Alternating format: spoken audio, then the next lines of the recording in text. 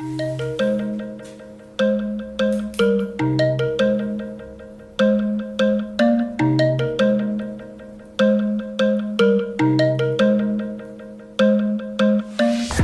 right, greetings everybody, and welcome back for Act 3, Scene 1 of the Tragedy of Romeo and Juliet.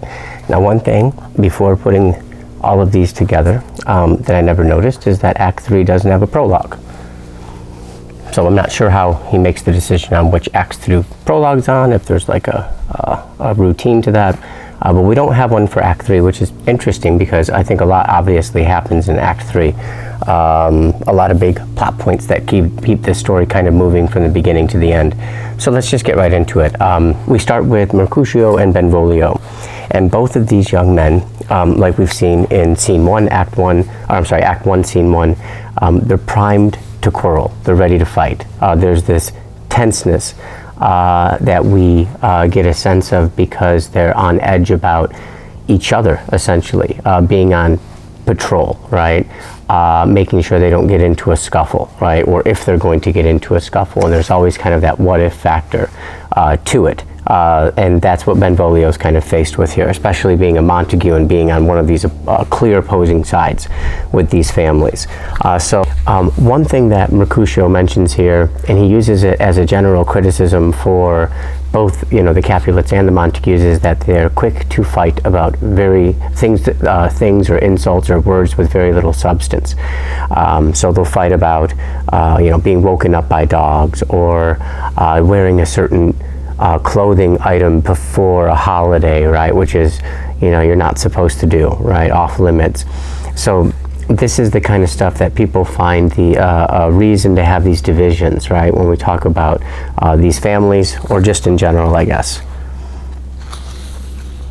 All right, now, one thing I had never really noticed, and that's why I appreciate the text aids and the references that are provided, is when we get into the exact words that are shared between Mercutio and Tybalt. What really gets this transitioning into a physical altercation is going to be Tybalt's comment, where he says, this is line 42, Mercutio, thou consortest with Romeo. And if you start to look into the usage, especially the idiomatic usage of the time, of consort is musical players coming together to create music, but it also can be seen on a sexual level, meaning you sexually engage with this person, right? So when Mercutio says to, when Tybalt says to Mercutio, you consort with Romeo, what he's really implying is that there's a sexual relationship between the two. And if you think about the relationship between two men, he's really making it a reference to a homosexual relationship between the two, which of course at this time, and probably even when the time when Shakespeare was writing as well, though there might be some kind of irony involved there in terms of acceptance and inclusion, but especially during this Italian time, homosexuality would be seen as off limits, right? Something that you're really not supposed to engage in. So saying that somebody's doing it is essentially using it as an insult, at least in this particular context. So then, those are the kind of words where we might have significant reactions, right? We see how Mercutio is going to react to this, but enough to bring it to a physical altercation, right? Some violence involved here. Mercutio remarks, here's my fiddlestick, which again is kind of a symbol, right? Used as a reference for his male genitalia here. And he says, this will make you dance, right? So kind of maybe playing upon, but also kind of reacting to Tybalt's words just a moment ago, saying that he consorts with Romeo here. Benvolio, I guess always the one to turn it down a notch or two, says, listen, if we're going to fight, that's fine. It's interesting to see how we feel about that attitude, right? That the fight must go on. But he says if it is going to happen, we have to go take this in private, right?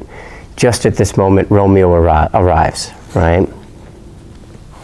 He calls Romeo a villain. Now, villain for us, we think of like all the movies we watch, Thanos, right? Or the one from what was the movie? Wall-E, right? The computer thing. Whatever villain you have in mind, but for this time period, villain will come with some connotations. And one of them is peasant, right? So interesting, a scoundrel and also a peasant, somebody who is very poor. And remember, who's using an insult like that? Somebody who's very rich, right? Tybalt is definitely part of one of these wealthy families. You know, I obviously, ironically, calling him a peasant as if that will degrade Romeo, right? It's kind of make him feel less than he is accustomed to. All right. Now, Romeo is on a whole nother level, right? In a way, I think you see the vision of Friar Lawrence ring true here in the few scenes that we get here, right after the marriage. Romeo has this attitude, which name I tender as dearly as mine own, right? Lines 68 and 69. Now that we're married and joined up, I love you just as I would love a Montague, right? Brother or sister, right? Now the Capulets are one with me. He doesn't come clean and say, I just got married to your cousin. So they never really have those words between them, but you can see him insinuating that things are different now, right? Things are different. Mercutio stands up. He doesn't like Romeo's attitude. He even says, line 70, and I think this is important, "O calm, dishonorable, vile submission." And that's a reference to Romeo's submission to the situation, right? We don't need to fight. We're cool now. Whereas Mercutio was just a moment ago ready to draw swords with Tybalt here, right? And a strong kind of show of his will, perhaps his confidence.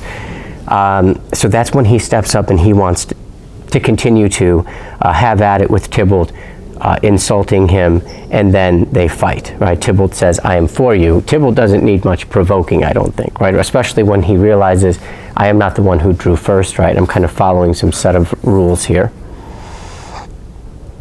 Okay. Romeo tries to break up the fight. It's almost like he doubles down on that attitude that we should not be fighting. Mercutio hangs out with the Montagues, but technically he's in that neutral family with the prince and kind of kinsmen there. But he wants to really fight, right? He really is trying to fight Tybalt. Romeo gets in the middle of it, thinking he can be the peacemaker. And it said that Tybalt kind of strikes right after that moment and catches him off guard. Is that Tybalt being extra envious, as the word will be used to describe his blade, I think later on? Is this being envious to want to kill Mercutio so badly? Or is this Romeo's fault? Does he have something to do with this, thinking he could intervene and really just, kind of mangled up the situation, and now we're left with a mangled Mercutio, right? Famously, he says, a plague on both your houses, meaning both Romeo's and Juliet's, right? Both houses involved here. And that's going to bring us back to that civilian standpoint, right? That their lives have been wrecked, whether it's the rich Mercutio or it is the poor or kind of middle class citizens in the streets. Everybody's lives is being impacted, usually in a negative fashion, by these houses. So he kind of gives us this curse. Does a curse like this ring true? I think so. I mean, if losing two teenagers, right, in this way, if that is, reason enough to say there's a curse, I think there could be a curse, right? There could be the curse that comes true here. It's tragic that they're lost. All right. Mercutio seems to cast some blame here, lines 99, 100. Why the devil came you between us? I was hurt under your arm. So he lets us know that he thinks it was Romeo who was at fault here, right? And again, he says, your houses, reiterating the curse that probably will carry through here to the end. In what ways can we say Romeo is to blame for Mercutio's death? Obviously, in asking that question, there's more than just one way, so you want to try to enumerate all of those. All right. Romeo has quite the reaction here. He says, my reputation stained with Tybalt's slander. Tybalt was talking crap about me. I had to do something about it. Notice here we have a Romeo who's really thinking about dignity and honor, right? The way people look at me, which, you know, that's what honor is. You know, you don't put honor on a table and say, here's your honor. Honor is an interesting thing because it comes in so many different ways. The way it's established, the sense of it we have for ourselves in our lives. But he's worried about that here, right? Tybalt was trying to make me look like a fool. And remember, Act 1, Scene 1, that's exactly really how this whole play begins. Guys worried about other guys making them look stupid, right? And having that kind of sense of dominance, I guess you could say. So then what does he do? What does Romeo do? And I didn't really notice this until just a couple days ago when I was going through this and annotating a little bit here. Oh, sweet Juliet, thy beauty hath made me effeminate. He does say sweet Juliet, so he's endeared to her, right? But he blames her for making him more like a woman, right? How, we ask? In this state of romantic affairs, has Romeo turned out to act more like a girl or a young woman than a man? The man he thinks he needs to be here now to confront Tybalt, right? This fierce fighter, right? This fierce guy who sticks to his family name so crucially, right? He's never going to back down. So how he's blaming Juliet a little bit here, it seems, right, for making me soft. I guess Tybalt, whether angry or just kind of back on the scene, it's hard to say, but he arrives back, right? And Romeo is charged. A way to heaven respective lenity, right? Which means, using the text date here, discriminating gentleness. So he's not going to even think about being gentle any longer. I think this is the soldier erupting out of Romeo. We've seen the lover, right? We've seen the lover. Now we're seeing the soldier who can actually take it to these limits, right? And actually contest with somebody like Tybalt, who really seems almost unbeatable up to this particular point. But Romeo seems to be getting it all back, almost like he's getting charged up here. He says, "In fire-eyed fury be my conduct now," right? From now on, you're just going to get a certain aggressiveness, I guess, hellishness from Romeo here as he pursues Tybalt. And it only takes a few lines here, and we just get the simple stage direction, but they fight and Tybalt falls. I think, just to say it one more time, it must have taken an immense amount of kind of psychological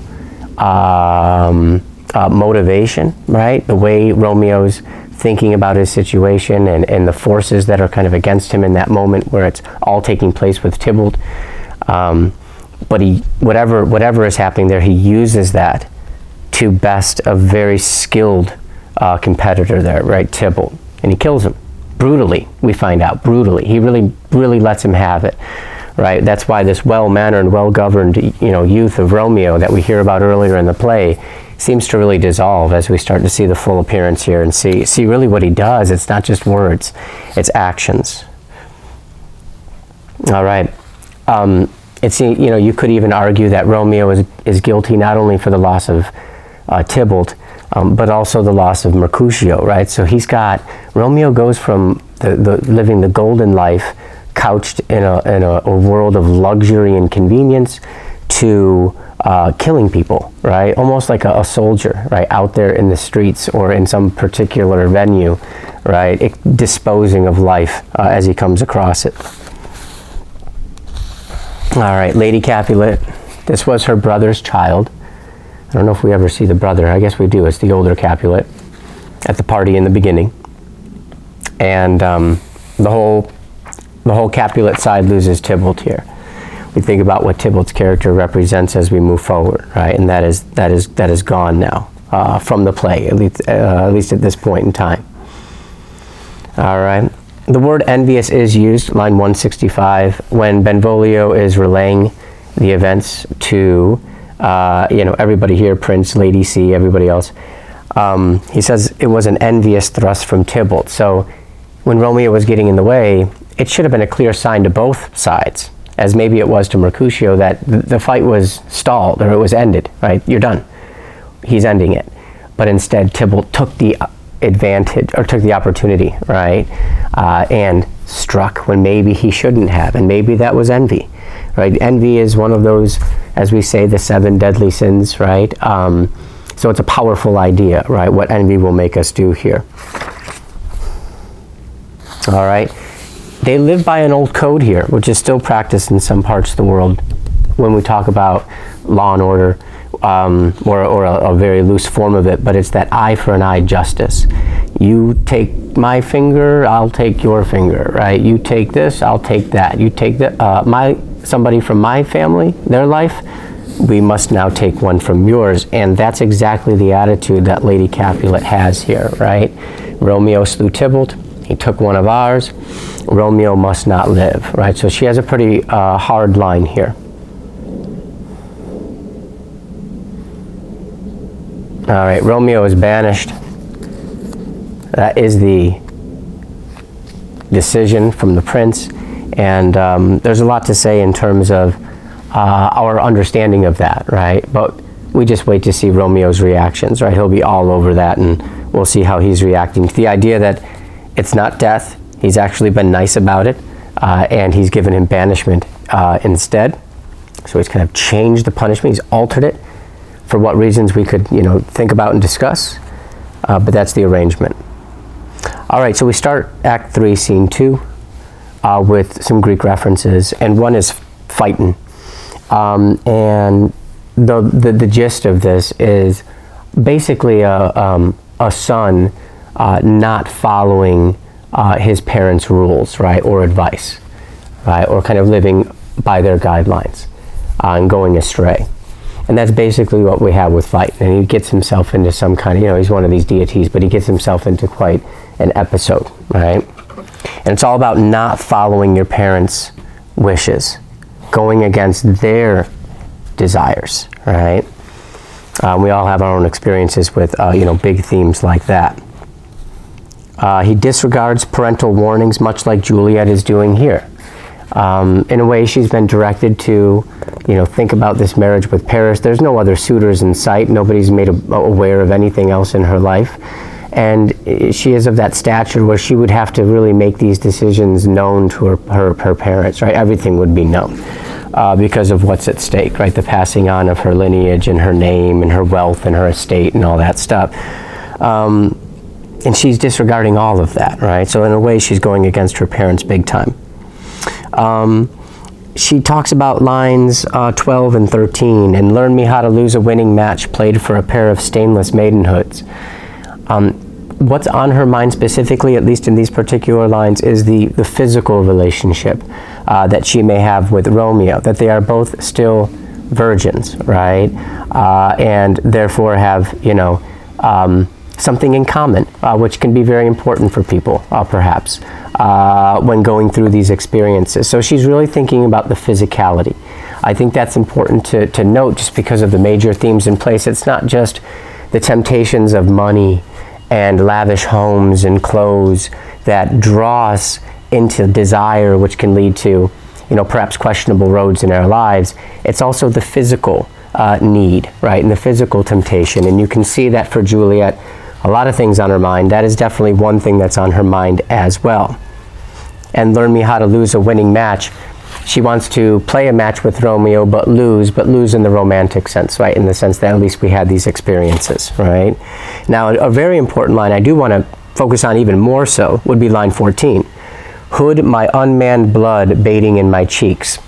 Hide all the, when we get nervous, feel like we're put on the spot, the blood starts to rush to our cheeks. And that's what she's saying is happening here as she thinks about Romeo, right? She starts to get this kind of nervousness. But she wants that to be covered up so he doesn't know. So hood it, right? Put a hood on it. And when we think about this reference to hooding, it's really birds, right? And falconers. And this is going to be one of the major motifs that carries through with this play, at least in a few different spots, is having the control of a bird, just like a falconer, right? And I can be like, go, right? And it flies out, and then it comes right back, right? But now we've talked about this before, right? The falcon reference, but now it's switched. Juliet before was the falconer, right? The one with the control. Now, as she's kind of invested more in Romeo mentally, has plans with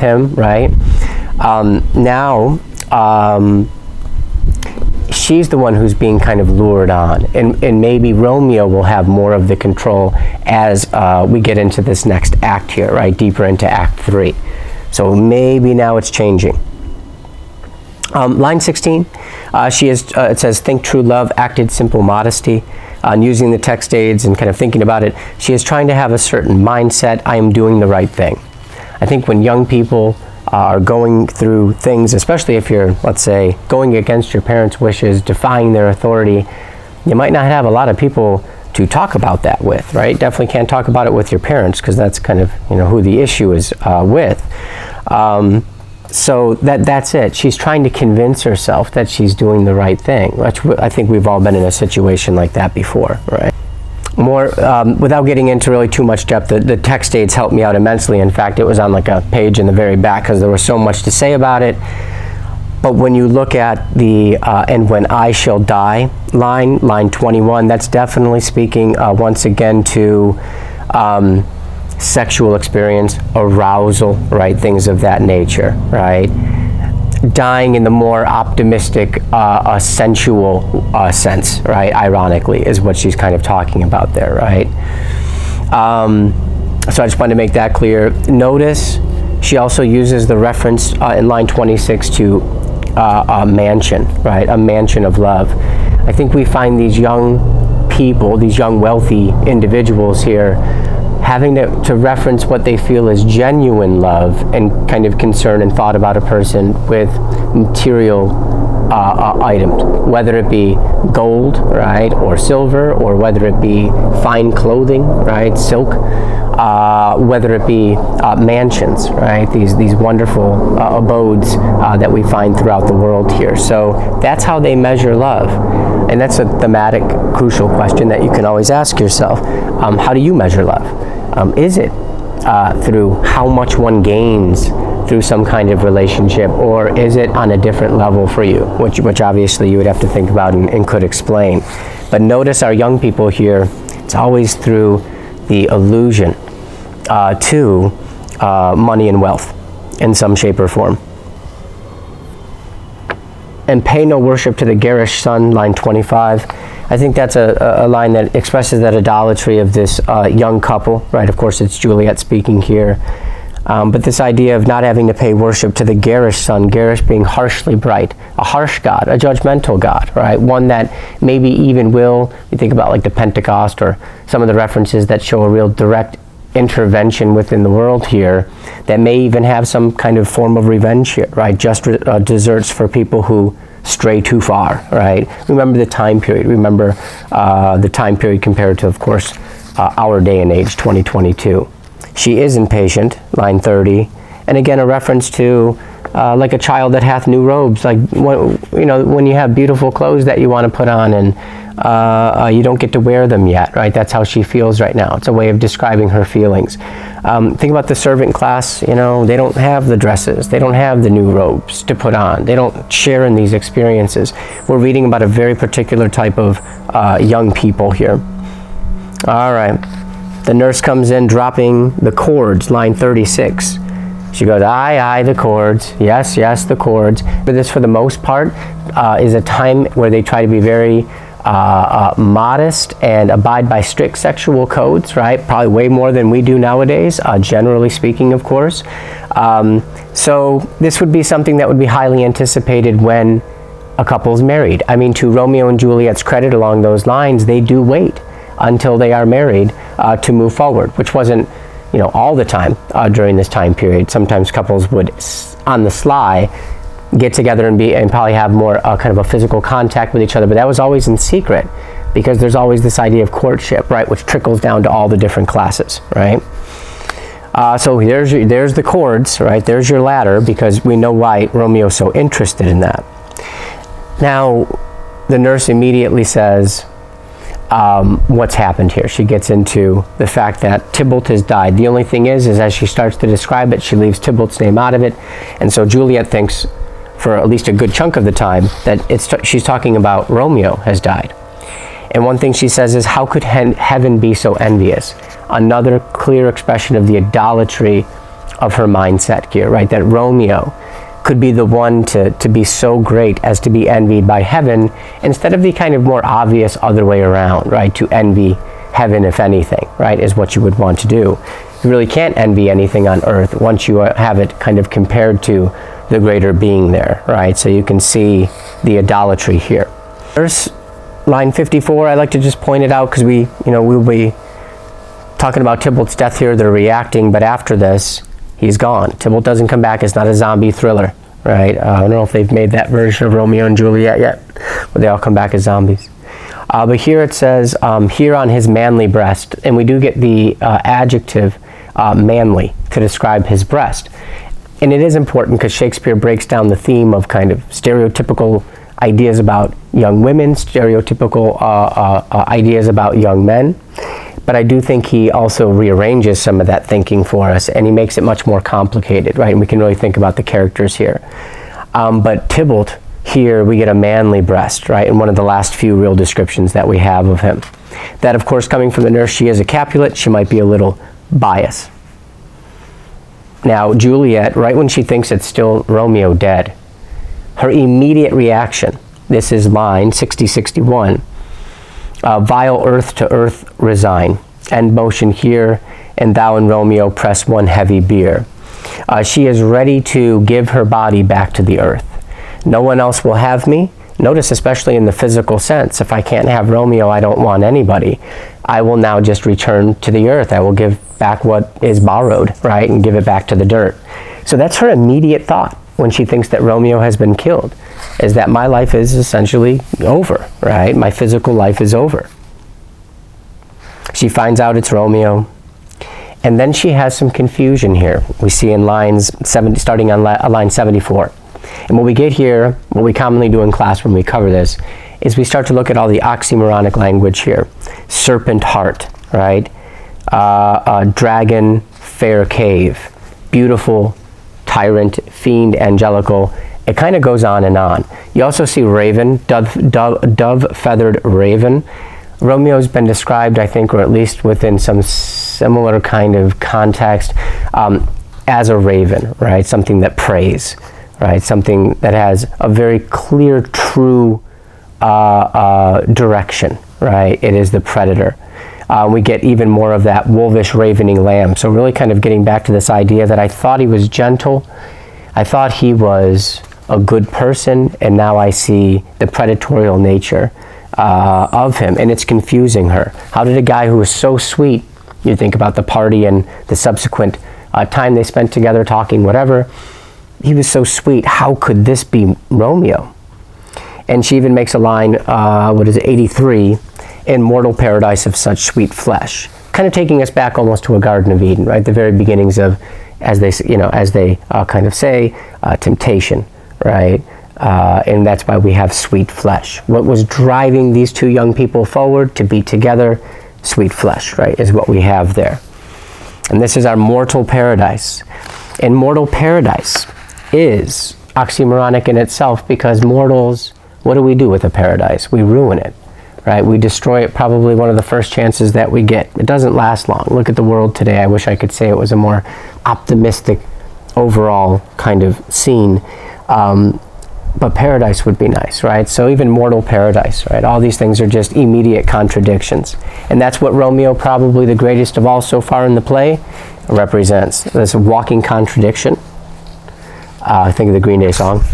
But he's just not what Juliet imagined. And again, confusing the heck out of her. The nurse gives us a line that acts as a general criticism against men in general. As she says, no faith, no honesty in men, all perjured, all forsworn, all naught, all dissemblers. Not meaning wicked. All men are wicked. And I pose that as a question. I think a fairly interesting question. Do you agree or disagree with that? That men are wicked, or that most men, or some men are wicked, right, in kind of their ways. So I think we get some strong social criticism right there. Coming out of the nurse. I think Shakespeare kind of plants that a little bit, right? Where he can. The nurse is in a very subservient position throughout this whole play, but she makes a very, I think, defiant and strong statement right there, right, to get us thinking. Juliet calls Romeo, line 95, more idolatry, sole monarch of the universal earth, sole king of the universal earth. Which again, you could say, I think God would probably be, in the running for that one, right? When you think about the religious world. So I think you get a lot of clear idolatry here. Now Juliet it brings up another interesting thematic idea. And I think we can all split in terms of our opinions here. It's very interesting. How do we feel about her strong stance on she's already married? In the Catholic tradition, which is what we have here in this play, you can only get married once. You can't even get a divorce, right? You got to just deal with it. I guess go to a counselor, right? Do what you have to do. That's how it is in this society. So she's already married. And yes, it was the friar who married them, so it was kind of a ceremony and going through the rites. They did all that. So she sticks to this idea that this is my one true husband. If I take on another husband, right, that would be a sin in itself. And it is called bigamy, right? B-I-G-A-M-Y is when you take on more than one wife or husband, right? So that would be considered a sin as well. She does a lot of mature, and I think being the younger character here, probably, we always say this, and the students like to hear the age breakdown. Juliet's not even 14, 2 weeks shy, pretty close. Romeo is probably more like, 18, maybe 20 at the most, which is kind of a big age difference back in this time period, maybe not so much. But he is the elder, right, by at least a few years here. However, we always see that Juliet has this kind of maturity, right, maybe even more so than Romeo. And she's trying not to cry, and maybe even like a soldier, right, and have that strength and that, impermeability, right, that things don't get you down as much or so emotional. She's rationalizing why she should not be in such a state of despair, that there's actually a lot of pluses to the situation. Romeo, who you really love, is still alive, right? He would have been dead by your own cousin, right? But he happened to kill him instead. He's banished, which means Romeo's not dead. He's still alive.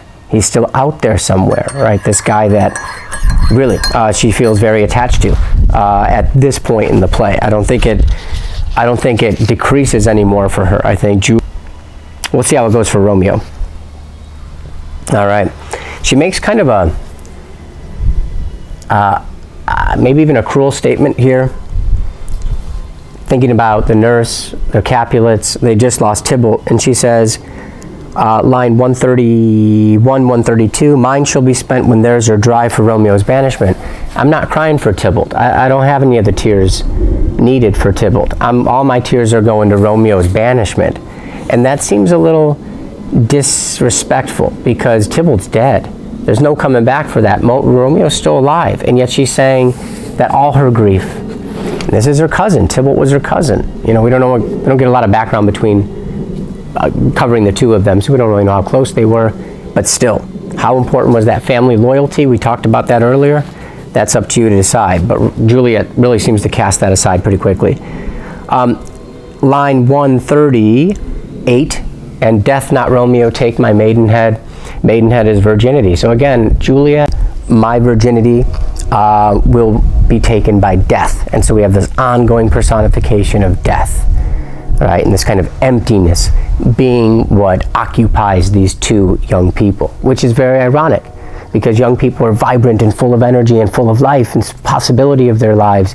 And yet here we are, juxtaposing all of this against a very clear, concrete death that there is absolutely no return from. So there's always that shocking paradox, right, as we read through this text. All right, last tiny thing is Juliet says, give him a ring. Give this ring to Romeo. She calls him a knight. Maybe because he's acting more in line with the soldier right now, it's hard to say. All right, Act 3, Scene 3. Act 3, Scene 3. All right. The prince lays down the verdict, he'll be banished. We say, what is the prince's doom? Line 4, doom means judgment. And judgment is a strong word that brings us back to the judgment of a monotheistic God, right? That kind of a judgment. And remember the tiers, God, and then king, queen, and then under that would be father, right? And kind of the familial structure, right? So you can see the breakdown of authority here. So the prince, as close to God as it probably gets here, right? Outside of maybe Friar. Oh, let's see what happens. All right. Friar tries to get Romeo to immediately get Juliet off his mind. This is not going to work. He says, be patient, for the world is broad and wide. It's a big place. You might be banished from Verona, but there's many other places that you can go to and live out a good life. You're going to have all the help you can get from your folks, right? You'll probably be able to still live some kind of a life, just not going to be here. Romeo says, line 23 or 22, thou cuttest my head off with a golden axe. There are not too many references to gold. One of the first was golden couch, that Romeo lives this kind of golden life, right? And here we have a reference to a golden axe, right? And the golden part of this, what is it? What's a golden axe? Well, it's golden because what would have been an axe that would have, let's say if it was just your normal axe, it was going to behead Romeo, right? If he was not a privileged, rich kid from Verona, part of these two families that have this status within their society, he'd probably be dead, right? He would be off with his head. But here we have this golden axe, which means part of his sense of privilege is that there's a favoritism being expressed here, right? He's able to keep his life. He just has to be banished, right? And yet he's not happy, right? Romeo's not happy with this. And so what is Friar Lawrence? How does he react? Very, very outright. Line 24, oh deadly sin, oh rude unthankfulness.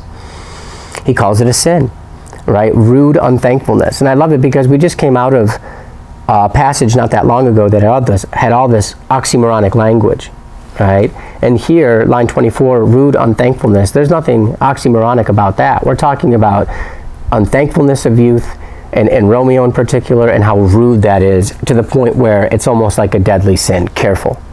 You're getting yourself into hot water, right? So we can see that perspective here. Romeo goes on to say, banishment's worse. Heaven is here, he says, which he means is Verona. And again, idolatry. This is not heaven. This is a place on earth that is racked by human experience and inadequacy, and how we turn on each other and do horrible things, etc. You know, it goes on and on. This is not heaven, and yet Romeo is only saying that because of the physical beauty that Juliet provides, right? That she provides here. Talks about flies. The flies have more courtship, right? Can romance more than I can. The flies are, I think, one of those clear, call it a motif, that keep us tied to the crypt, right? We're going to be getting closer and closer and closer to the crypt. It will be real flies, right? Settling upon her hands later on.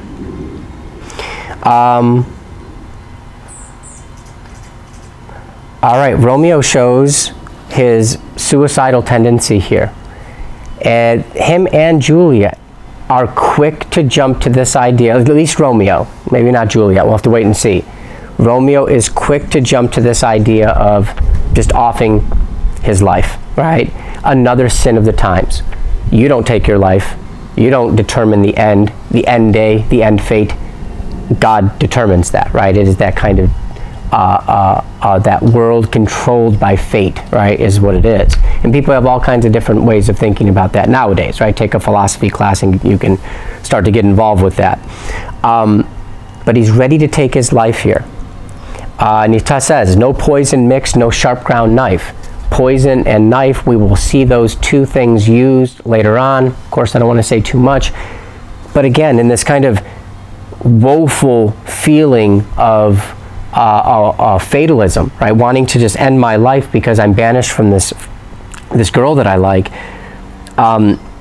He's mentioning the exact kind of components that will, almost in a logical way, because it's what we're given, lead to their demise, right, by the end of this. So you see it right here early on. a quick exchange, a quick spat between the two of them. Friar Lawrence, line 61, "Oh, then I see that madmen have no ears. Romeo, you don't listen." Maybe Romeo is a representation of youth. Youth doesn't listen. For those of you with kids, I'm sure you can relate, right? Of all ages, right? And then what does Romeo say? How should they when that wise men have no eyes? And Romeo brings the kind of priority focus back on sight, right? That's what's most important. You have to see what's going on here, and that's how Romeo's kind of led himself into these affairs, is through sight, right? Following his eyes, especially the beauty of Juliet here, right? All right, Romeo lies on the ground, which kind of foreshadows being put into a grave here. There's it physically gets on the ground here and kind of lies on the like he's in a grave. All right, nurse comes in, and she's just sharing information that Juliet's in the same state. Now here you get into, we talk about the theme of gender norms, right? Expectations of men versus women, young men versus young women. And when the nurse sees Romeo, she basically references, and again, there seems to be some crudeness in the way that she does this, or she says things she's unexpected of the actual kind of meaning, right? She doesn't intend the meaning that follows, which makes it funny because she's not educated enough to kind of know what she's saying, but it's still kind of ironically funny. There's a lot of that taking place here. But what she's getting at is she's commenting on Romeo's effeminate behavior here, right? The fact that he seems to be acting more like a girl. Again, remember the time frame, right, of both Shakespeare writing this, Italy at the time, right? They have these ideas of kind of norms, right? And he says, "Why should you fall into so deep an O?" And O is slang for vagina, but I think it's saying why would you take on the characteristics of a young girl more than a young guy? If you were a young guy, you wouldn't be kind of blubbering on the floor, right, the way that you are right now, in this emotional kind of way. Romeo says, I think it's interesting because we can think about it, line 95, "Now I have stained the childhood of our joy." He is very, I think, even genuinely concerned that he's totally ruined the innocence of her and his and Juliet's life, right? Their young lives that were so perfect, and again, couched in that golden leisure, right? And now look what Romeo's done. He's killed family members. He's now banished, right? He has to leave entirely, which fizzles out this young love, right? If you can't be together and have that physical kind of longing met. Romeo acts like he's going to kill himself, right? "Tell me that I may sack the hateful mansion," lines 106, 107, 108. And he draws his dagger. He's ready to really give himself a painful way of dying, right? Anything, we stick in a blade in your belly or your chest or whatever, is excruciating. Probably even a slower way of dying because you, I think, just kind of bleed out. But he's ready to do it. He mentions the hateful mansion. And so even in this moment, what does he refer to his body as? He refers to it as a mansion. And I was thinking about this last night. It's actually the same thing because it represents the physical matter of this earth, right? My body, and I take care of my body. I do a lot of running. I do other things. Started doing some hot yoga, which is insanity. But the body is going to be given back at the end of a life just as much as the house has no meaning for me either, right? All this stuff is just of the earth. And so in a way, he's really kind of bringing together the feeling that a lot of people on earth are caught up in, the value of money, right? The value of earthly pleasures, right? And materials, and how it seems to define the main idea of our lives. And he's ready to end all that, right? There's almost something, when you think about it that way, kind of heroic about this, but it's also, from maybe a more literal standpoint, incredibly foolish, right? There's so much potential of these young people, right? They really shouldn't be thinking in such over-dramatic ways here. But the references and allusions are very interesting. They tie us back to themes here. All right. To pick back upon that idea of kind of, girl versus boy in terms of behavior, 112. It is Friar Lawrence who even says, when he's looking at Romeo, unseemly woman in a seeming man, right? Inappropriate woman in an apparent man. right? So he's saying that Romeo seems to be acting like an inappropriate woman. So even saying that there's a behavior there that we define as woman, but even that would be inappropriate, and that's the way that Romeo's acting, right? Another important line, if you're looking at these plays from a religious kind of perspective, line 120, since birth in heaven and earth, all three do meet in thee at once. He's trying to remind Romeo of the importance of his life, that he's got this, I guess you could say, this kind of symbolic opportunity, right? Your birth, the fact that you're here, heaven, earth, all three do meet in thee at once. There's something important about your time here right now. You shouldn't just be so willing to throw this away, right? And there's, I think, a lot of, if you look at this from different lenses, we're also lucky to be here, right? Just life in general, individual life in general. So I think that's a point he's trying to get across to Romeo. Is it going to work? He also talks about lines 123, 124, like a usurer, aboundest in all and usest none in that true use indeed. You know, they're in this book, you see it through the writing of Shakespeare, and he does challenge it at times, but we also see it, you know, kind of laid out here, established. There are clear kind of ways that a man must think about his life compared to a woman. And what he's saying here is, a man should not be sitting on the ground crying. He should be kind of using the manly virtues that, you know, he kind of has access to, I guess you could say, and be standing up strong and fighting for Juliet instead of on the ground whimpering, how is this going to work, right? He should be more confident here.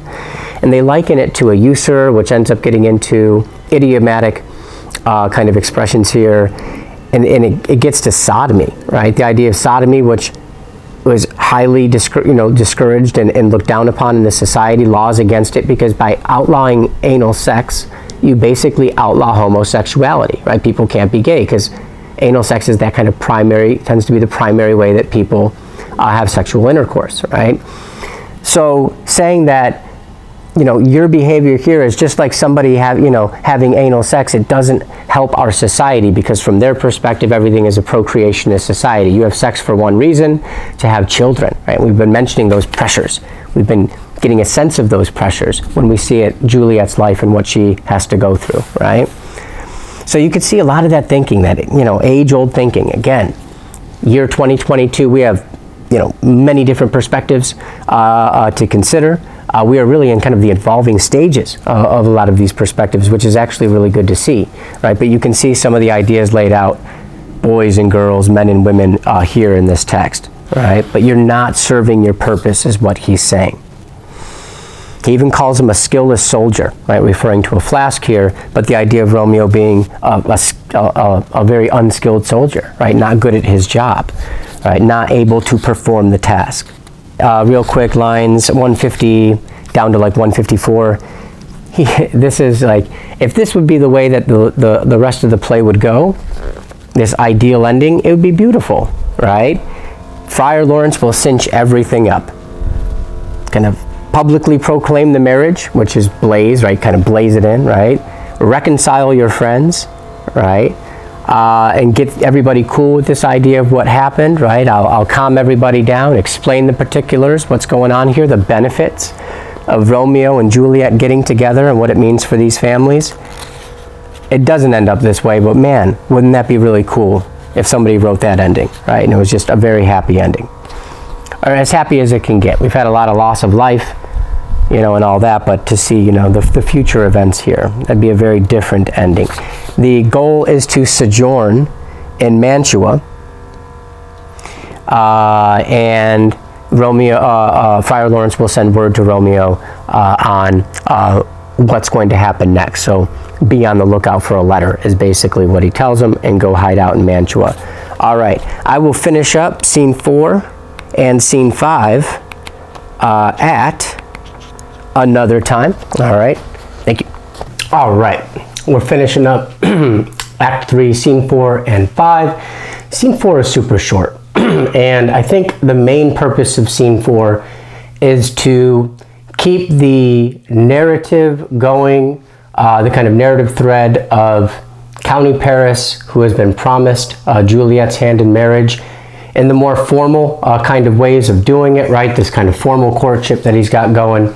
So he or what does he plan for? Right now he plans for Thursday, right? She'll be married on a Thursday, all right? Paris, line 29, is excited, right? He says, my lord, I would that Thursday were tomorrow. I just can't wait, right? I'm ready to get married to Juliet, right? The way Father Capulet puts it for Juliet as she gets ready for this marriage is, prepare her wife, he's talking to Lady Capulet, prepare her wife against this wedding day. Prepare her against it. You know, when else do you prepare to go against something? It sounds like the task of a soldier, right? Being kind of committed to this battle, right? So maybe that's another way of looking at it. And now we start to think about or realize that Juliet herself could embody the characteristics of the soldier, right? We've seen a lot of potential soldiers throughout this play. Well, what about Juliet in terms of her resolve, the decisions she makes, and how she makes these decisions? Okay, very good. We right into a long scene, Act 3, Scene 5, right? This is after Romeo and Juliet have spent the night together, consummated their marriage, right? Which, remember, everybody else has no idea about. It's just the two of these, just them two, and of course there is the nurse and Friar Lawrence, right? The only confidants that we have here in the play. So they've shared this night together. No one knows about it. Couple things to think about in the bigger scheme of things. We've just lost the life of Tybalt, been killed by Romeo, and it should be this kind of time for mourning and seriousness and respectfulness, right? And a certain kind of modesty. And yet here we have Juliet in bed with Romeo, right? Not seeming to care one iota about Tybalt, the loss of Tybalt, right? And the fact that Romeo was the instigator of that, right? So it's kind of crazy when you think about the overall picture here. Early on, line 11, Romeo says, I must be gone and live or stay and die. Gone and live was kind of like advice already given to him from Friar, right? The world is big. Yes, you've been banished from Verona. Juliet cannot be a possibility, but the world is large.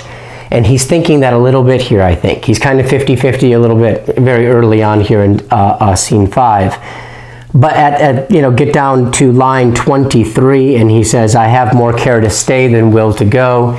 He'd rather be here with Juliet, despite the danger, right? He's already kind of put himself in some pretty dangerous situations, so I don't think it's unheard of, right, for Romeo to continue really risking his own hide here as the story keeps on going. Juliet is sad to see Romeo go, especially after having actually spent the night together, right? That physical time together, because guess what? That's pretty much all I think there's going to be in the entire play, right? We'll see how much time they get to spend together moving forward here. She mentions, line 34, hunting thee hence with hunts up to the day. It's really just this whole idea of hunting each other. It reminds me, MTV, back in the days when they played music videos. I used to see videos all the time, and it just always reminds me of Duran Duran's Hungry Like the Wolf, right? It's kind of the same thing, that within that relationship, two people, right, that there's this almost like this playful and maybe even a little bit more than that kind of predatorial thing going on as they chase each other. One chases the other. Right, and that's what she's been liking up to this point, right, is the chase that she's involved with Romeo, as they, I guess, chase each other, right? But it is a lot of temptation, right? It's a lot of temptation in both of their lives here. Juliet says, famously here, right, methinks, this is line 54, 55, methinks I see thee now, thou art so low as one dead in the bottom of a tomb. So foreshadowing, starting to really visualize even what will be the final resting place for our two lovers here, right? All right. When Lady Capulet starts to have a conversation with Juliet about marrying County Paris, right, and kind of moving on with this part of her life, Juliet starts to respond in subversive ways. So in a way, propping up and supporting her beloved Romeo. And notice the dramatic irony It's crucial in scenes like this, where Lady Capulet has no idea that she is married to Romeo, has spent time with Romeo, is ready to dedicate her life to Romeo, and yet Juliet's fully aware of this, right? Kind of conscious of what she wants. So she's kind of playing both sides of it. I guess you could say she's kind of having her cake and eating it too, because she's giving her mom, and it'll be other people like Father Capulet, so she's giving them what they want to hear in terms of information, but she's always holding on in her heart and in her mind, and only we understand as readers because we know how deeply devoted she is to Romeo. Quickly following, Lady Capulet basically declares that she's very willing to try to find Romeo and poison him, essentially kill him, right? And it means that she sees fit and kind of doable. Remember, we just talked about hunting a moment ago, right? And just kind of this whole idea of predator versus prey, and the predator always being on the hunt, right? And I think Lady Capulet demonstrates some of these qualities. Again, even as a woman, right? Remember Father Capulet's response to Romeo being at the party. Oh, that's okay. He's a nice guy from what I hear. Here, Lady Capulet, and obviously things have transpired since then, but she is very quick, right, to try to enact some kind of death sentence on Romeo, right? And she thinks that this is comforting Juliet, but of course this is not necessarily what Juliet wants to hear, right? Lady Capulet goes on to tell, kind of reveal to Juliet that she will be getting married to County Paris, right, soon enough. All right, and here Juliet has to open up to some point because she has to try to deal with this situation. So she says, 116, very clearly, he shall not make me there a joyful bride, right? And then we go on and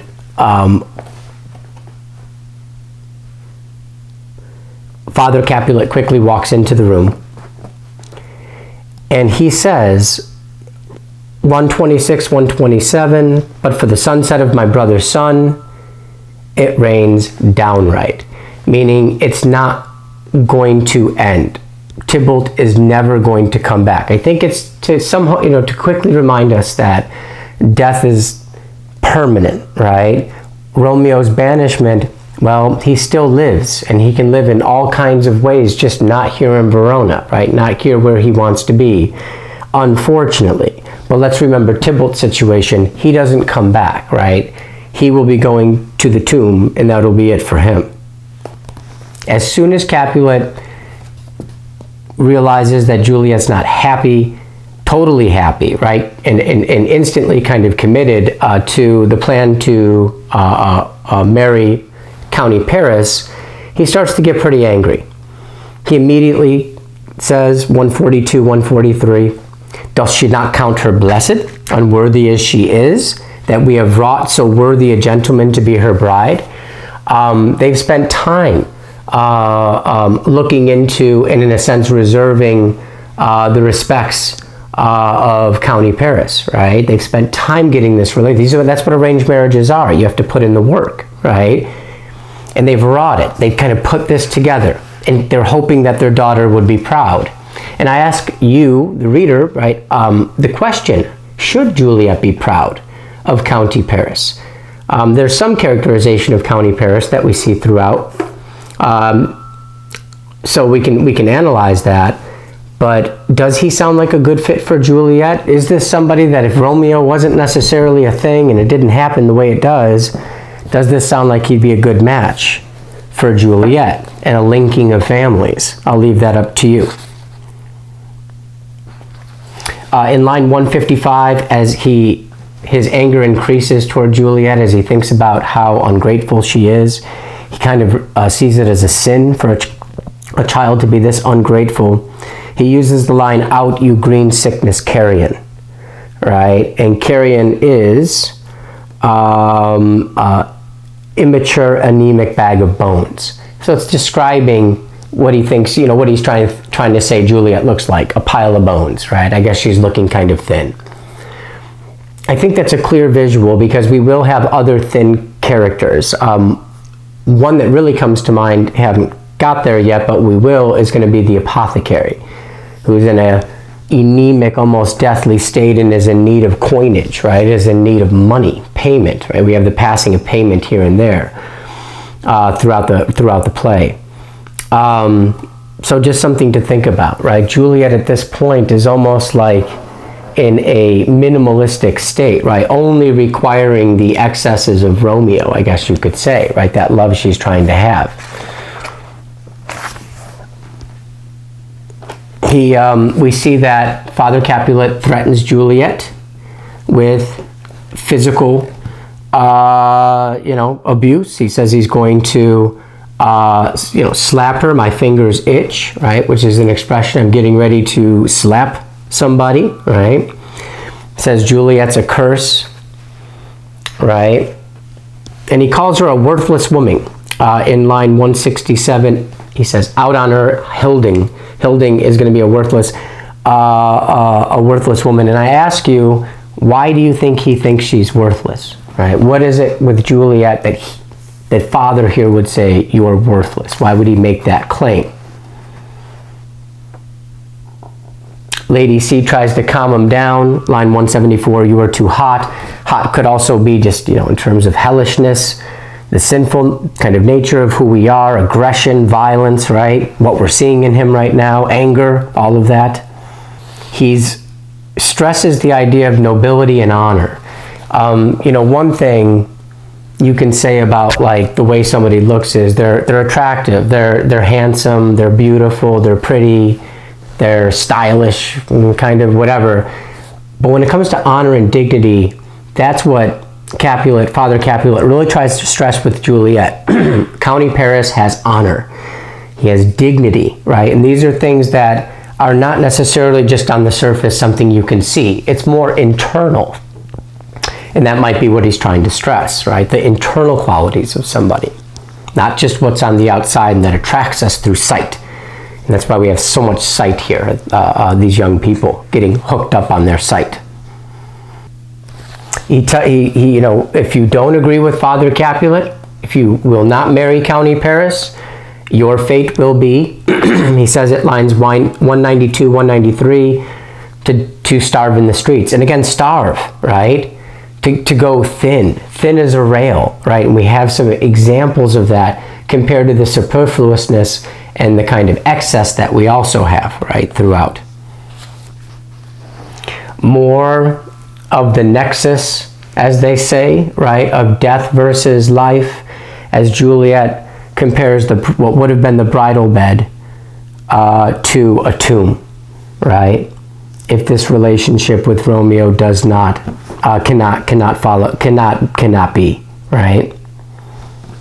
She will not marry County Paris. Now, as we move through this, Lady C basically gives up on her daughter, says, I'm not listening to you, I don't need to entertain your arguments, right? You're not going to get any help from me. And Juliet stresses one more time, and I like how she does this because it makes us have an opinion on it. How important is it that Juliet is already married to Romeo? Do you find that's a problem? Like, yep, she's already married. It's a contract. It's in God's eyes. I imagine the time period where it's probably even more that idea. And I cannot get married. They call it bigamy if you're married twice. It's a sin, right?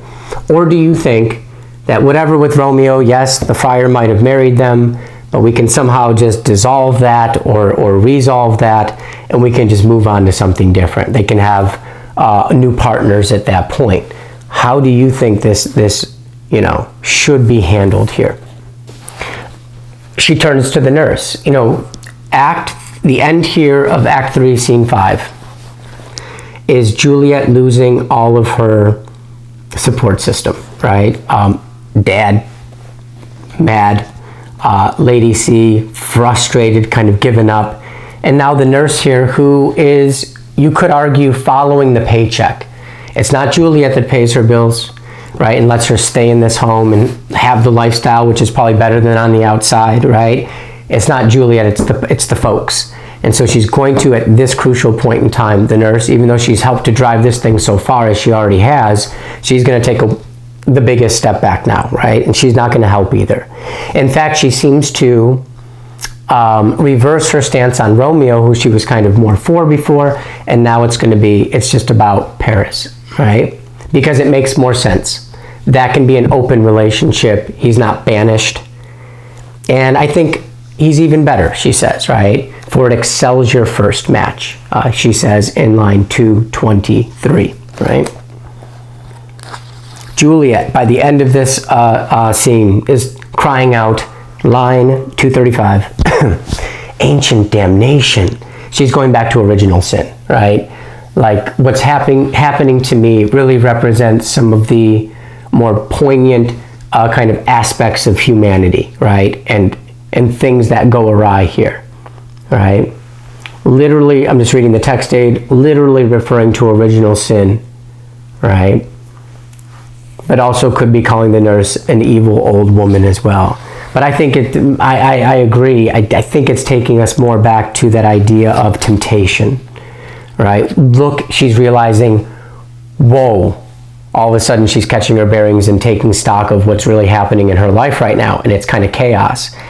And she's like, wow, I followed temptation, and look where temptation got me. To the nurse, she says, thou and my bosom henceforth shall be twain, shall be two, right? No longer will you be a confidant to me, right? That's what she says to the nurse, right? And doesn't say it directly, but in her mind, she has cut off this relationship to the nurse by the end of Act 3, right? And the last line, important to note, if all else fail, myself have power to die. She's ready to kill herself, right? These two young people, Romeo and Juliet, have really already committed, it seems, in some ways, to this idea that if they cannot have each other, it cannot work out, they truly are ready to take their own life. And you might find that preposterous, or you might see why they would get caught up in some of these thoughts. Thank you. That's Act 3. See you back here for Act 4, and have a beautiful day.